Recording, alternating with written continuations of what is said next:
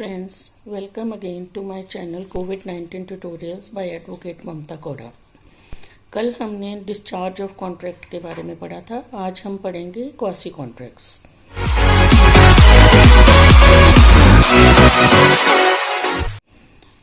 तो आइए शुरू करते हैं क्वासी कॉन्ट्रैक्ट्स। क्वासी कॉन्ट्रैक्ट क्या होता है कि एक जो पर्सन है दूसरे पर्सन को कंपनसेट करने के लिए ऑब्लाइज होता है।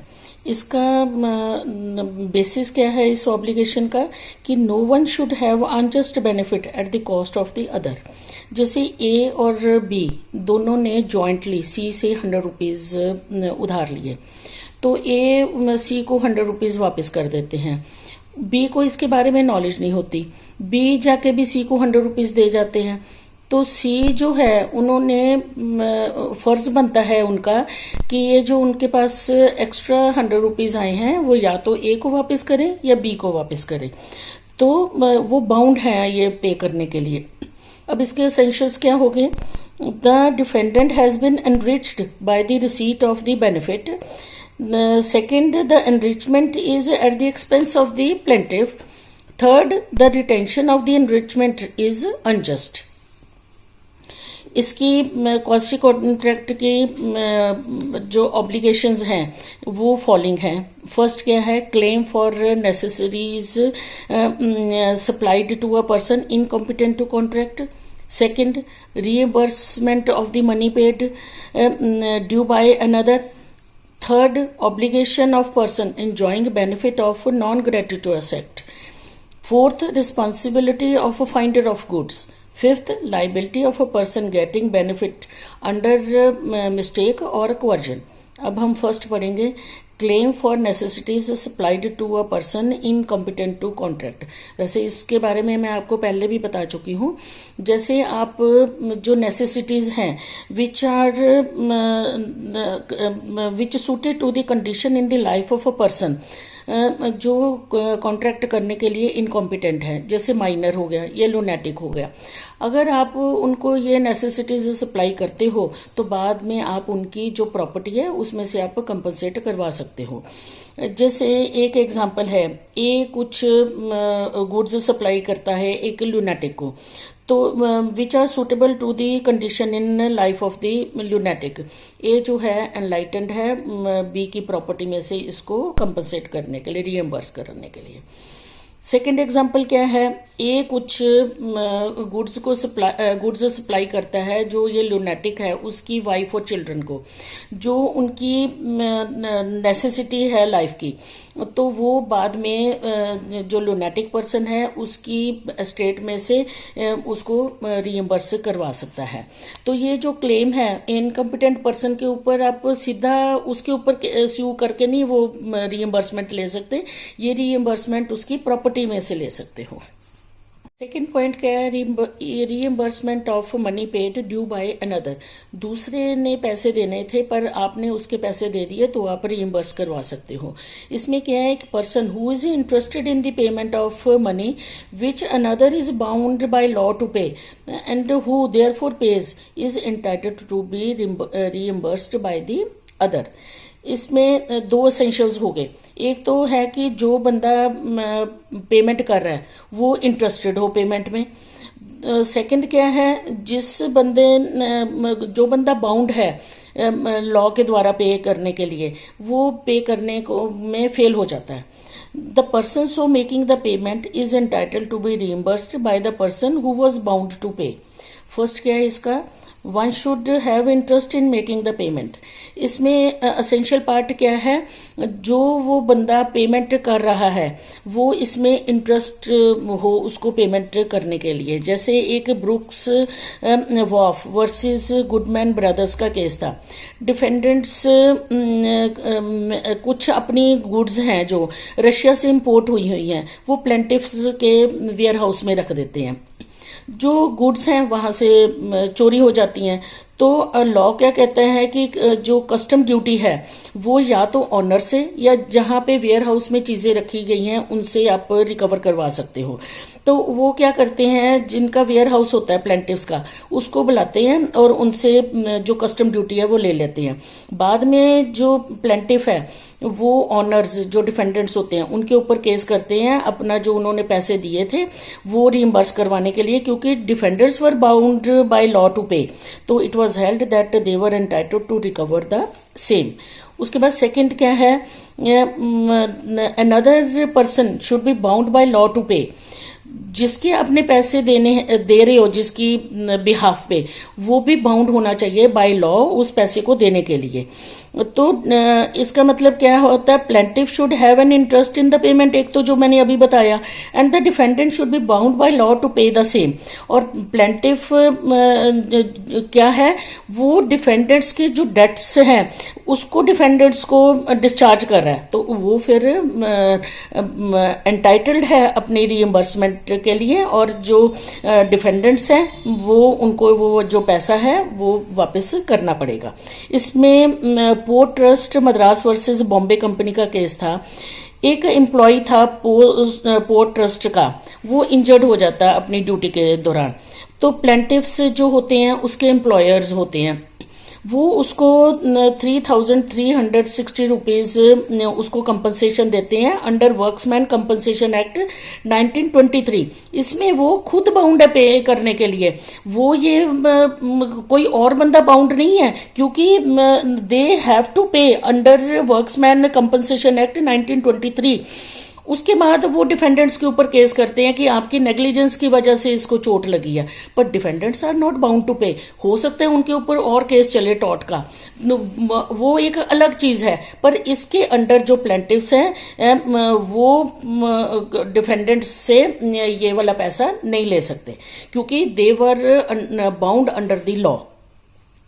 थर्ड क्या है, obligation of person enjoying benefit of non gratuitous act. जब एक बंदा किसी को कुछ हेल्प करता है या कुछ चीजें डिलीवर करता है, पर उसकी इंटेंशन ग्रेटिट्यूअसली करने की नहीं होती, तो ऐसा जो पर्सन है जिसने ये जो बेनिफिट्स हैं उसको एंजॉय किया, तो वो बाउंड है उसको कंपनसेट करने के लिए। करने के लिए ये फॉलोइंग कंडीशंस हैं। जो एक पर्सन जो lawfully do something for another, और या कुछ उसको चीजें डिलीवर करता है। सेकंड क्या है, उसकी कोई इंटेंशन इसको ग्रेचुटोसली करने की नहीं है, वो एक्सपेक्ट करता है इसकी पेमेंट कि उसको मिले। थर्ड है, जो बंदे को उसने ये चीजें दी हैं, चाहे कोई हेल्प या कुछ चीजें डिलीवर करी हैं, तो वो बंदा जो है वो इसका जो बेनिफिट है उसको एंजॉय कर रहा है। अगर ये चीजें सेटिस्फाई होती हैं तो वो उसको कंपनसेट करने के का भी ड्यूटी बाउंड है। फर्स्ट क्या है, डूइंग ऑफ समथिंग और delivering anything to another person. When a person does something for another person और delivers anything to him not intending to do it gratuitously, तो वो फिर जो कंपनसेशन है उसको क्लेम कर सकता है। इसमें Damodara versus secretary of state of India का केस था। गवर्नमेंट ने कुछ टैंक्स जो थे उनको रिपेयर कराया। इन टैंक्स के जरिए गवर्नमेंट की जो लैंड थी वो भी इरिगेशन होती थी उस लैंड की, जो डिफेंडेंट जिम्मेदार था उसकी लैंड की भी इरिगेशन होती थी। डिफेंडेंट को पता था कि ये वाले जो टैंक्स हैं वो रिपेयर करवाए जा रहे हैं। जो गवर्नमेंट है वो उनकी कोई इंटेंशन नहीं थी कि इसको ग्रेचुटोसली करने की, और जो जिम्मेदार है उसने इसका बेनिफिट भी उठाया। तो बाद में गवर्नमेंट ने उनके ऊपर केस किया कि ये जो आपकी हमने रिपेयर करवाए हैं, जिसका आपने फायदा लेके अपने लैंड को इरिगेट किया है, तो वो हमें उसके पैसे दिए जाएं। तो government was entitled to recover from defendants the part of the cost of repairs in proportion to the lands belonging to the defendants. Second इसका क्या है, no intention to do the act gratuitously. जब कोई एक person दूसरे को कुछ चीजें सप्लाई करता है या कुछ उसको और बेनिफिट्स देता है, तो उसकी कोई इंटेंशन नहीं होती इसको ग्रेचुटोसली करने की, वो एक्सपेक्ट करता है कि उसको कंपनसेशन इसकी दी जाए। जैसे एक टेनेंट है, जिस घर में वो रह रहा है उसमें रिपेयर की ज़रूरत है, वो उसको रिपेयर करवाता है या कुछ इम्प्रूवमेंट्स लगाता है, करवाता है, तो वो लैंडलॉर्ड इसको एक्सेप्ट कर लेता है, और लैंडलॉर्ड को पता होता है कि टेनेंट ने ऐसे किया, तो वो बाद में लैंडलॉर्ड से इसकी कंपनसेशन ले सकता है। एक केस था पी मुदालियर वर्सेस नीलावती अमल का। इसमें डिफेंडेंट्स जो होती हैं, 3 बहनें होती हैं, उनके फादर की डेथ हो जाती है, तो जो प्लेंटिफ होता है वो तीनों बहनों में से एक का हस्बैंड होता है। फादर की डेथ के ऊपर प्रॉपर्टी का केस चल पड़ता है। कुछ प्रोसीडिंग्स तो कोर्ट में होती हैं, कुछ प्रोसीडिंग्स जो होती हैं वो आर्बिट्रेटर के आगे होती हैं। तो ये जो प्लेंटिफ हस्बैंड होता है उसको कहती हैं कि तू सारा ये मैनेज करना है, तूने ही ये केस देखना है। तो जो प्लेंटिफ होता है 5 साल तक वो केस के जो भी उसके काम करने होते हैं वो करता रहता है। उसके बाद वो उनसे इसकी रिमनरेशन मांगता है, तो क्योंकि उसका कोई इंटेंशन नहीं थी इसको ग्रेट्यूटसली करने की। जो डिफेंडेंट्स होती हैं वो कहती हैं हमारे पास अभी तो पैसा नहीं है, वो एक प्रोमिसरी नोट लिख देती हैं कि 15,000 आपको रिमनरेशन दी जाएगी इसकी। उसके बाद प्लेंटिफ उनके ऊपर केस करता है क्योंकि वो मना कर देती हैं देने के लिए। तो it was held that the defendants were bound to pay compensation to the plaintiff, क्योंकि प्लेंटिफ की कोई भी इंटेंशन इसको ग्रेट्यूटसली करने की नहीं थी। थर्ड पॉइंट है enjoyment of benefit by defendant is necessary. जब आप किसी के लिए काम करते हो तो ये एक असेंशियल कंडीशन है कि जो डिफेंडेंट ने जो बेनिफिट है इससे, जो आपने उसके लिए कोई काम किया या कोई थिंग्स डिलीवर की, उसका वो बेनिफिट एंजॉय कर रहा हो। इसमें PC Wadhwa versus state of Punjab का केस था। इसमें एक मिस्टर वधवा होते हैं who is now the appellant in this case. वो सर्विस ऑफ फॉरेस्ट डिपार्टमेंट में सिलेक्ट हो जाते हैं, पर उनकी ये कंडीशन होती है कि 10 महीने तक उनकी ट्रेनिंग होगी और उनको एजुकेट किया जाएगा। उसके बाद वो उनसे फॉर्म एक बॉन्ड भरवाते हैं कि 5 साल तक उनको बाद में सर्विस के लिए रखा जाएगा। बाद में ये आईपीएस सिलेक्ट हो जाते हैं, तो ये गवर्नमेंट को इन्फॉर्म किए बिना जो फॉरेस्ट जो कॉलेज होता है उसको छोड़ देते हैं। बाद में ये जो स्टेट ऑफ पंजाब उनके ऊपर केस करते हैं कि जो आपने बेनिफिट उठाए हैं ड्यूरिंग द ट्रेनिंग वो हमें उसकी वो रिएम्बर्स करे जाए। पर मिस्टर वधवा कहते हैं कि मैंने तो कोई बेनिफिट ही नहीं उठाया। तो it was held that mister Wadhwa voluntarily enjoyed the benefit of training and same was not suppose to be gratuitous. तो ये जो स्टेट का जो एक्ट था इट वाज लॉफुल। अब फोर्थ है responsibility of finder of goods. हमें कुछ चीज़ें, जैसे कोई चीज़ हमें सड़क पे मिलती है या अदरवाइज हमें कहीं पे भी कोई चीज़ मिलती है, तो हमारी उसमें कुछ रिस्पॉन्सिबिलिटीज हो जाती हैं। वो रिस्पॉन्सिबिलिटी क्या है, वो एज ए बिली हम उन चीज़ों को ट्रीट करें। एक तो है कि जैसे एक ऑर्डिनरी प्रूडेंस वाला पर्सन है, अपनी चीज़ों को संभाल के रखता है, वो तो उसको भी वही प्रूडेंस इस्तेमाल करनी चाहिए उन चीज़ों को संभालने के लिए। दूसरा ये है कि वो उनको अपनी चीज़ों से ना मिलाए, मिक्स ना करे, तो उसकी और उसका जो ट्रू ऑनर है उसको ढूंढने की भी कोशिश करें। अगर उसके डिफॉल्ट से या तो चीज़ें डिटोरेट हो जाती हैं या लॉस हो जाता है या कुछ उनकी डिस्ट्रक्शन हो जाती है, तो वो जो उसको वो कंपनसेट करेगा। तो इसमें finder of goods has the power to sell these goods also. कब है, जब ये जो गुड्स है उसका जो ऑनर है रीजनेबल डिलीजेंस से वो उसको ढूंढ नहीं पा रहा, तो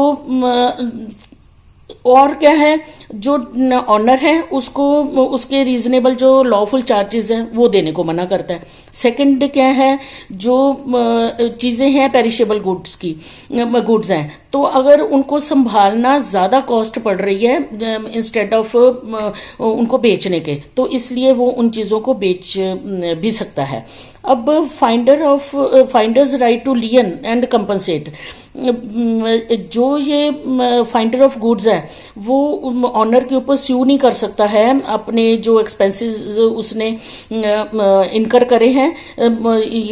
वो सिर्फ क्या कर सकता है, रिटेन कर सकता है गुड्स को, पर अगर ऑनर ने कोई रिवार्ड इसके लिए रखा है कि जो मेरी चीजों को ढूंढ के लेके आएगा उसको रिवॉर्ड दिया जाएगा, अगर ऑनर बाद में वो रिवॉर्ड नहीं देता है तो तब वो जो ऑनर है उसको स्यू कर सकते हैं। पॉइंट क्या है? Liability of a person getting benefit under mistake और coercion. Unjust benefit under mistake, अगर कोई मिस्टेक से आप किसी को चीजें दे देते हो तो उस बंदे का ये फर्ज बनता है कि ये जो आपने उसको बेनिफिट बाय मिस्टेक दिए उसको वापस करने का। A person to whom money has been paid और एनीथिंग डिलीवर्ड बाय मिस्टेक, तो वो ही मस्ट रीपे और रिटर्न इट। जैसे मैंने एक पहले एग्जांपल दिया था कि ए और बी ज्वाइंटली सी से 100 रुपीज उधारे लेते हैं, तो इसमें ए भी सी को पैसे दे देता है, बी को इसकी नॉलेज नहीं होती और बी भी सी को 100 रुपीज वापस कर देता है। अब सी का ये फर्ज बनता है कि जो उसने बेनिफिट उठाया है वो उसको वापस करे, या तो वो ए को वापस करे या बी को जो 100 रुपीज आए हैं वो वापस करे। इसमें एक केस है एस कोटरा बसपा वर्सेस इंडियन बैंक का। डिफेंडेंट होता है, उसका अकाउंट होता है प्लेंटिफ बैंक के पास। प्लेंटिफ बैंक को एक टेलीग्राफिक ट्रांसफर एडवाइस मिलती है जिसमें उनको उनकी एक वन ऑफ इट्स ब्रांचेस, उसमें उनको इंस्ट्रक्शंस मिलती हैं कि 1 लाख रुपीज जो है वो डिफेंडेंट के अकाउंट में क्रेडिट कर दिए जाए। बाय मिस्टेक जो बैंक से 2 बारी क्रेडिट हो जाते हैं तो डिफेंडेंट को इस बात का पता चल जाता है, वो वहां से विड्रॉ करते हैं और इस पैसे को यूज करते हैं और अपना बेनिफिट उठाते हैं। तो ये क्या हो गया, उन्होंने उनकी बैंक की मिस्टेक का फायदा उठाया है, तो he was bound to return the amount with interest. अब अगला क्या है? Unjust benefit under coercion. अगर मनी पेड और anything delivered either by mistake और under coercion to be recovered back. अगर एक रेलवे के पास कुछ सर्टन गुड्स आई हैं, उन्होंने कंजाइनी को वो गुड्स डिलीवर करनी है, पर वो कहते हैं कि इसके इलीगल चार्ज फॉर कैरेज दिए जाए। उस टाइम तो उसको कंजाइनी को होता है कि मेरे को अपनी गुड्स वापस मिल जाएं, तो वो गुड्स उस टाइम पे तो ले लेते हैं, बाद में वो इसके लिए रेलवे कंपनी को स्यू करते हैं, तो then he is entitled to recover so much of the charge as was illegally exercised. इसमें TGM Asadi versus coffee board का केस था। इसमें प्लेंटिफ फर्म ने कुछ कॉफी जो थी वो कॉफी बोर्ड से परचेज की। कॉफी बोर्ड उन्होंने इसकी पेमेंट भी कर दी और सेल टैक्स भी दे दिया। उसके बाद जो कॉफी बोर्ड था उन्होंने दोबारा उनसे सेल टैक्स मांगा। ये जो सेल टैक्स था Madras general sale tax act के अंडर नहीं मांगा गया। उन्होंने कहा कि अगर आपने ये जो हम सेल टैक्स मांग रहे हैं ये जो नहीं दिया, तो जो आपने हमारे पास जो पैसे जमा करवाए हुए हैं उसको हम ये टैक्स के अगेंस्ट उसको एडजस्ट कर लेंगे। तो प्लेंटिफ ने उस टाइम पे ये जो पैसे जमा करा दिए, पर उन्होंने ये किया कि अंडर प्रोटेस्ट जमा कराए कि मैं कल को ये पैसे रिकवर करवा लूंगा बाय फाइलिंग द सूट। उसके बाद ये जो प्लेंटिफ ने ये कंटेंशन ली कि उन्होंने अंडर कंपल्शन और ड्यूरस कोवर्जन के अंडर उन्होंने ये पैसे जमा कराए हैं। तो क्योंकि उन्होंने कहा था ये कॉफी बोर्ड ने कि in default of the payment the deposit made by the plaintiff firm would be appropriated towards the tax, so the coffee board was bound to return the amount. So friends, आज के लिए बस इतना ही।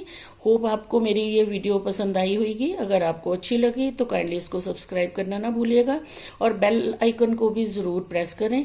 Stay safe, stay healthy.